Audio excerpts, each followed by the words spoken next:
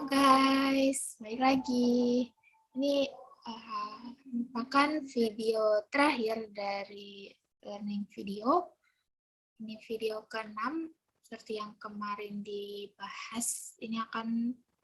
Video ini akan menjelaskan tentang apa yang dipelajari di kelas Saina, yaitu pelajaran tentang speech dalam bahasa Inggris. Sebenarnya sebelumnya kita perkenalan diri dulu. Halo, perkenalkan, nama saya Kesha Arla Syifani, mahasiswa dari jurusan Sastra Inggris, Fakultas Adab dan Humaniora, dan merupakan bagian dari anggota muda UPM Bahasa 4 angkatan 2020. Nah, kita lihat sebenarnya untuk pertemuan Sainer ini, kelas Sainer Speech English baru berjalan dan baru ada 3 kali pertemuan. Tapi sejauh ini sudah ada sedikit materi yang disampaikan oleh kakak tutor di kelas Sainer itu. Dan ini merupakan masih materi dasar gimana sih speech itu, apa itu speech, macam-macamnya, terus caranya, terus bagaimana organizing speech dalam pembuatannya, teksnya. Nah, kita akan mereview itu dalam video terakhir ini. Oke, kita sekarang share screen.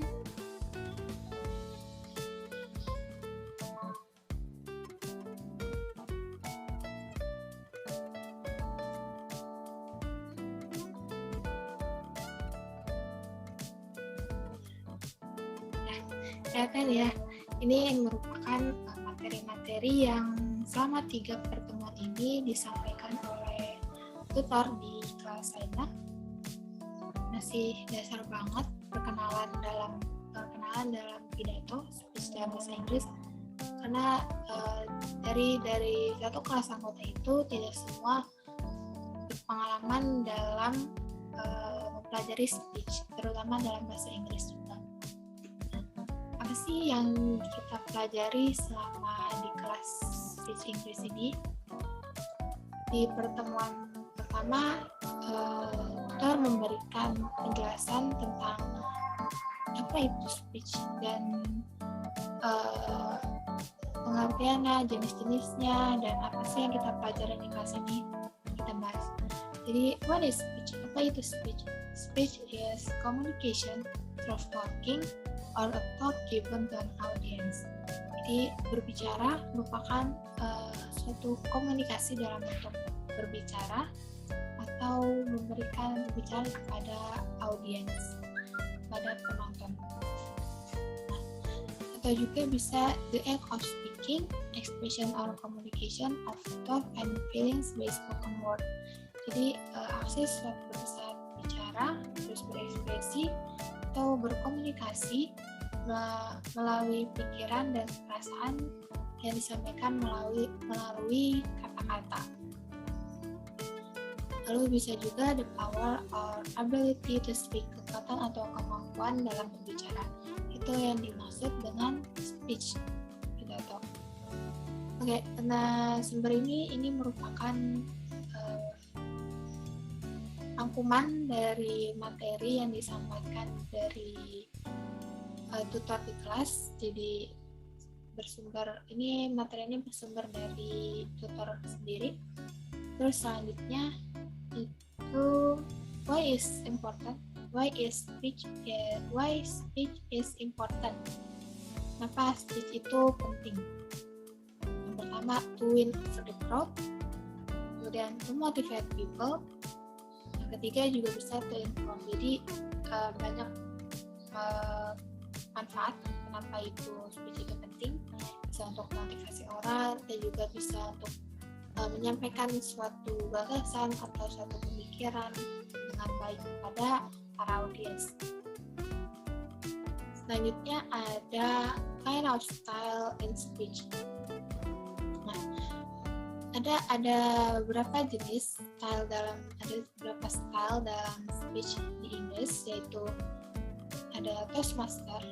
Ini merupakan jenis speech di mana lebih penyampaiannya kayak personal stories, cerita sendiri, cerita speech-nya. Isi speech-nya merupakan cerita dari si pembawa speech ini. Terus lebih ke funny, isi speech-nya itu contohnya kayak TED Talks. TED Talk itu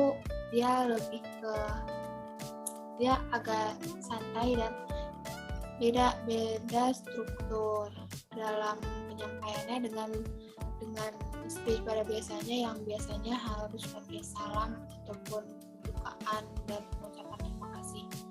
Terus yang kedua ada Indonesian Style, dia lebih tegas dan more on grammar, lebih banyak memperhatikan grammar. Kemudian ada Alsa Style yang topiknya ini lebih ke hukum dan politik, jadi isinya lebih ke materi-materi gitu. Nah, terus ada juga macam-macamnya, yaitu manuscript speak, di mana dia seperti contohnya anchor, pembawa acara yang biasanya isi dari speech itu ditampilkan di layar manuscript, jadinya tinggal dibaca seperti pembawa acara TV. Terus ada memorize speak, dia sama seperti TED Talk, di mana isi pidatonya tuh dihafal dan di mana ketika disampaikan itu tidak seperti menghafal. Dan yang ketiga ada modern extemporaneous, di mana itu speak-nya merupakan dari pengalaman sendiri, kayak Toastmaster ini yang personal stories. Terus yang keempat ada impromptu, jadi speech-nya ini masuk ke dalam spontan, lebih ke spontan. Terus apa sih yang akan dipelajari di kelas seminar ini? Yang dipelajari kelas seminar yaitu deliver speech in every style, bagaimana menyampaikan speech dalam beberapa gaya style dalam speech. Terus how to arrange the speech material, bagaimana menyusun teks pidatonya yang baik dan bagus. Terus practice, tentunya practice dibutuhkan untuk speech. Kemudian table topic, di mana setiap pertemuan ini tutor seperti selalu memberikan satu tema. Kemudian kita harus membuat apa sih dari tema itu, kita harus membuat judul yang ingin kita sampaikan dalam speech. Jadi dari judul yang umum kita memikirkan apa sih judulnya yang bisa kita sampaikan tergantung dari apa yang kita ingin sampaikan. Misalkan kemarin diberi contoh tema tentang keluar dari sebuah kebiasaan. Nah, itu sih judulnya. Terus kemarin saya mengambil judul untuk berani memulai. Nah, dari situ kemudian diarahkan untuk isinya tuh apa aja, seperti pertanyaan yang di awal.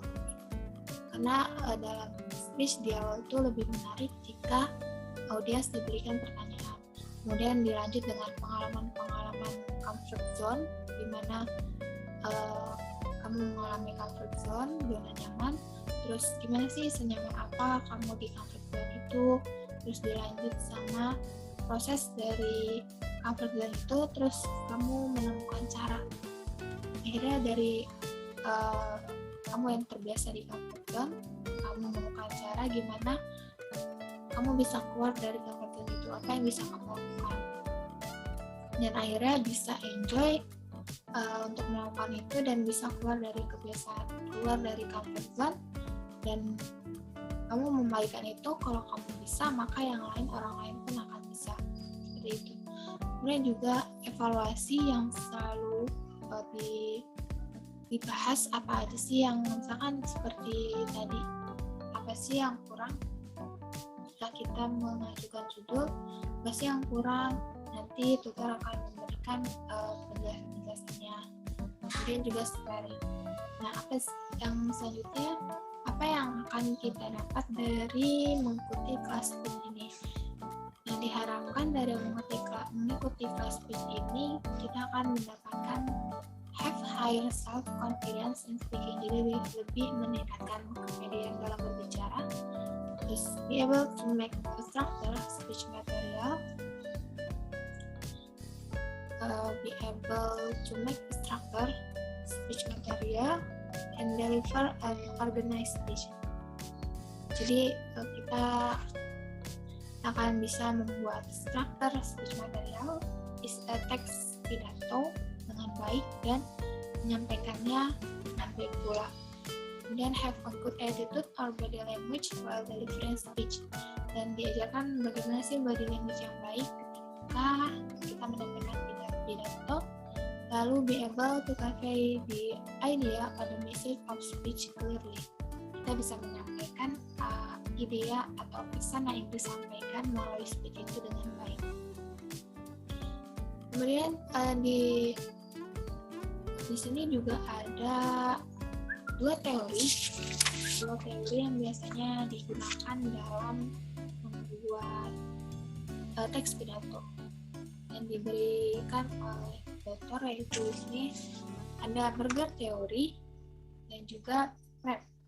Berger teori ini seperti isi pidato biasa, ada introduction, body, dan conclusion. Jadi ada pembuka, isi, dan penutup. Kemudian teori kedua ada Prep. Prep itu singkatan dari point, reason, example, point. Tapi untuk pembahasan kali ini lebih membahas tentang yang Berger teori, yang teori biasa yang kita gunakan untuk berpidato. Lalu juga ada tips untuk bagaimana sih kita mengorganisasi speech dengan baik. Pertama, di bagian introduction ini termasuk ke dalam yang Berger teori. Introduction. First, gain the attention of your audience. The goal is to start your speech with impact. Jadi pertama di introduction kamu bagaimana caranya agar kamu bisa menarik perhatian para penonton. Jadi the goal is to start your speech with impact. Jadi gimana kamu memulai speech kamu yang menyebabkan impact, yang membuat orang tuh tertarik dengan apa yang ingin kamu bicarakan. There are several ways to do this, including telling a story, using a quote, asking an interesting question, or giving a startling statistic. Jadi caranya yaitu bisa kita mulai dengan berceritakan sesuatu, bisa pengalaman pribadi atau kamu mendengar suatu cerita, terus juga bisa menggunakan quotes dari orang-orang sukses atau dari siapapun, atau mungkin juga bisa menggunakan quotes yang kamu buat sendiri. Lalu ada asking an interesting question, bisa juga melalui pertanyaan seperti tadi. Jadi kita memulai pertanyaan untuk menarik perhatian penonton. Giving a statistic, jadi kamu bisa juga memberikan data atau fakta tentang sesuatu yang kamu bicarakan, sehingga orang akan jadi penasaran, apalagi data itu belum banyak orang yang mengetahuinya. After gaining your audience attention, you should clearly review the most important points of your speech. Jadi ketika kamu telah bisa mendapatkan perhatian dari penonton, kamu harus bisa menjelaskan review apa sih poin-poin yang akan kamu bahas nantinya. Jadi digambarkan dulu tuh di depannya apa aja yang kamu ingin bahas secara singkat di dalam speech kamu. And then you should specifically state 1, 2, or 3 main ideas you want your audience to take from your presentation. Jadi kamu harus secara spesifik menyatakan bahwa ada 2 atau 3 poin main idea yang kamu ingin sampaikan kepada audiens dalam presentasi kamu, dalam speech kamu. Itu dalam introduction. Kemudian yaitu ada body atau isi. There are many ways to organize your main points. Jadi ada banyak cara bagaimana kamu organisir ide-ide main point kamu, ide-ide utama kamu. What is important is that you clearly discuss each main point. Jadi yang penting itu gimana kamu kamu menyampaikan poin-poin penjelasan kamu itu dengan jelas, dengan clear, dan tidak berlibat dan mudah dimengerti. Because speech is transitory and fleeting, it is a good idea to specifically number your main points.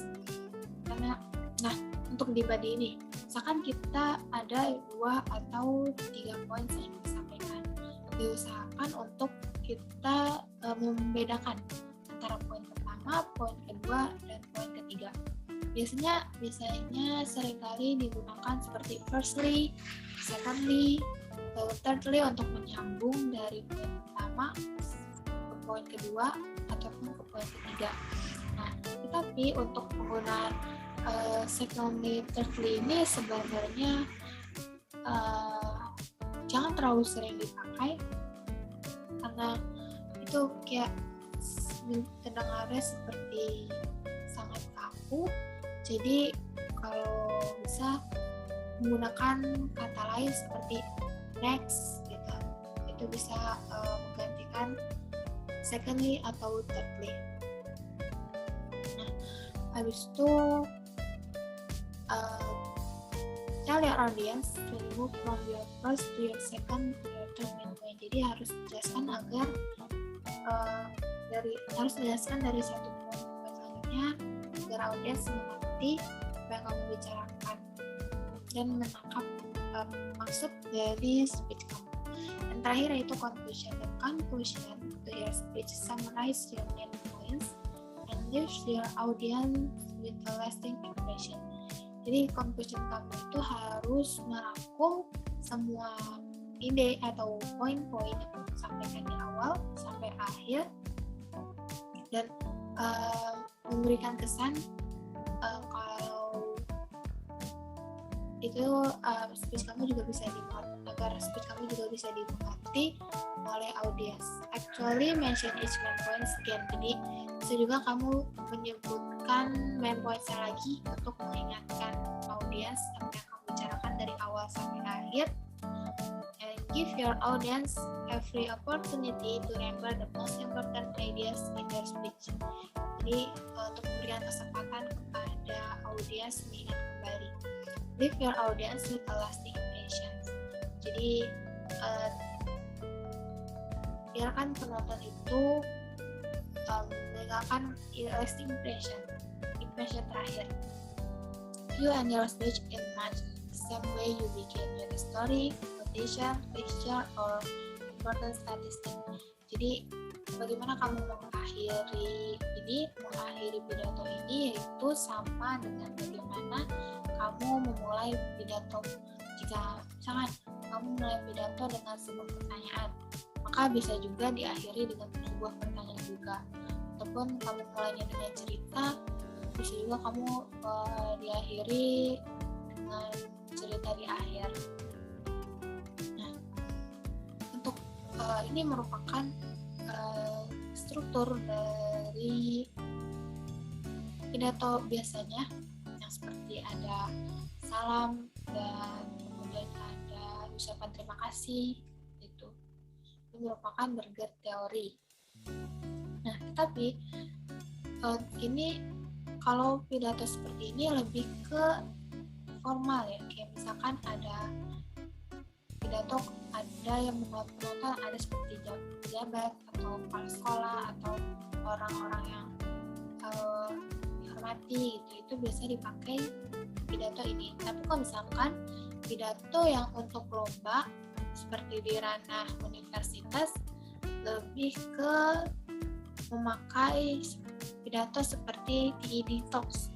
Jadi dia langsung ke inti pidato tanpa ada pembukaan salam buka ucapan terima kasih, itu tidak ada. Jadi langsung misalkan kamu ingin memulai dengan pertanyaan, ya langsung ke pertanyaan, atau kamu mulai cerita bisa juga mulai cerita atau mulai dengan quotes atau statement yang kamu miliki itu bisa.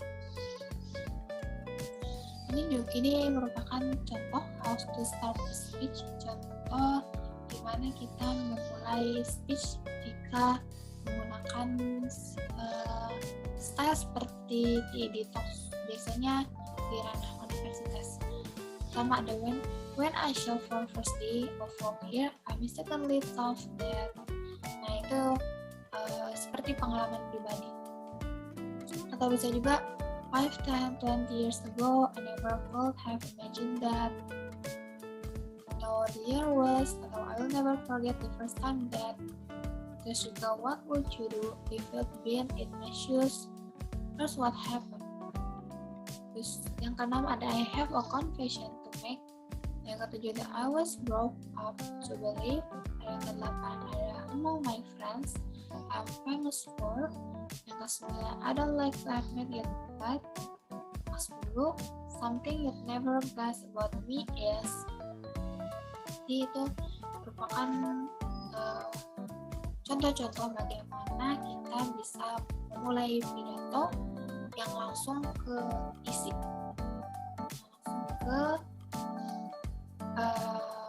itu masih masuk introduction sebenarnya, tapi tidak ada salam pembuka dan ucapan terima kasih seperti di burger teori ini. Mungkin untuk contoh-contohnya untuk berlatih juga, tutor juga menyarankan untuk sering-sering baca dan juga lihat-lihat video seperti TED Talks dan pidato-pidato lainnya agar lebih akrab dan mengenali macam-macam pidato dan gaya-gaya orang dalam pidato itu. Jadi ini saja yang kita dapatkan selama 3 pertemuan di kelas speech level ini. Jadi reviewnya hanya sampai sini, semoga bisa dimengerti. Mohon maaf jika ada kesalahan. Ini merupakan video terakhir, so goodbye everyone. Let's say thank you very much for watching my video. Thank you, bye bye.